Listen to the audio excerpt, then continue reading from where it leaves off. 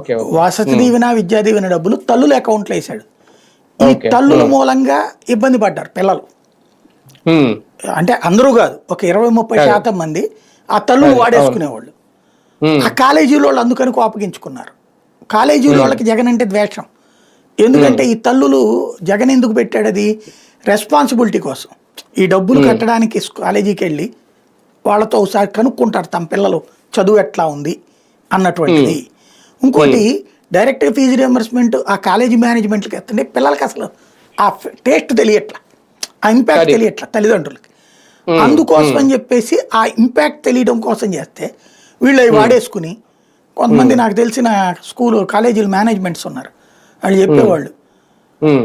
అవునయ్యా ఖర్చు పెట్టేసుకున్నాం, ఏం చేయాలి ఇప్పుడు, ఏం చేయాలి ఎట్లా అని అడిగేవాళ్ళట. హుహు. హ్మ్. అర్జెంట్ అవసరమైంది ఇంట్లో, హ్మ్. అనారోగ్యం, హ్మ్. ఏం హ్మ్. చేయాలి, నెక్స్ట్ కిస్తీ హ్మ్. రాగానే వేస్తానులే, మా హ్మ్. పిల్లల్ని ఇబ్బంది పెట్టబాకండి అని చెప్పేవాళ్ళట. ఓకే. హ్మ్. కాదు అంటే కనుక ఆ రెండో కిస్తీ కూడా పోద్ది. ఎట్టాకి ఇప్పటిదాకా చెప్పాం ఫ్రీగా. సరే హ్మ్. సావని చచ్చినోడి పెళ్లికి వచ్చిందే కట్టమని చెప్పిన కాలేజీలు ఉన్నాయి. పెద్ద హ్మ్. కాలేజీలో అయితే తిరస్కరించేవాళ్ళు. అవును. హ్మ్. మీడియం సైజ్ కాలేజీలో వాళ్ళే ఎక్కువ కదా బేసిక్గా. అవును. అవును. వాళ్ళు హ్మ్. అట్టనే నానా తిప్పలు పడ్డారు. హ్మ్. జగన్ ఓడగొట్టడంలో వాళ్ళు కూడా ప్రధాన పాత్ర పోషించారు. అదే కదా! ఆ హ్మ్. డబ్బులు తీసుకున్న హ్మ్. తల్లులేమో వ్యతిరేకంగా ఓటేశారు. ఇప్పుడు హ్మ్. అవును. తీసుకున్నటువంటి వాళ్ళు వ్యతిరేకంగా ఓటేసినప్పుడు ఇప్పుడు హ్మ్. ఇవ్వకపోతే వాళ్ళ ఓట్లే ఉండి చచ్చినాయని అదో ధైర్యం అయి హ్మ్. ఉండొచ్చు వీళ్ళకి. కాకపోతే అంటే విద్యార్థుల భవిష్యత్తు ఇప్పుడు అగమ్యగోచరం అయిపోతుంది కదా! ఓట్ల ఎవరు సంగతి పక్కన పెడితే. రెస్పాన్సిబిలిటీ తీసుకుంటున్నారండి? హ్మ్. రైతు గురించి ఎవడన్నా బాధ్యత తీసుకుంటున్నాడా?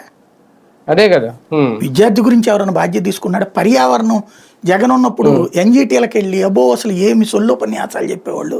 ఇసుక హ్మ్. తవ్వేస్తే దేశం నాశనం అయిపోతుంది, హ్మ్. ప్రాజెక్టులు కొట్టుకుపోతాయి, పర్యావరణం హ్మ్. ఏమైపోతుందని ఎన్ని ఆ ఉపన్యాసాలు విన్నాం ఇసుక మనం. కూడా ఇప్పుడు ఏదో రెడీ చేసినట్టున్నారుగా 871 కోట్ల కుంభకోణం ఏదో అని అది కూడా ఏదో రెడీ అవుతుంది.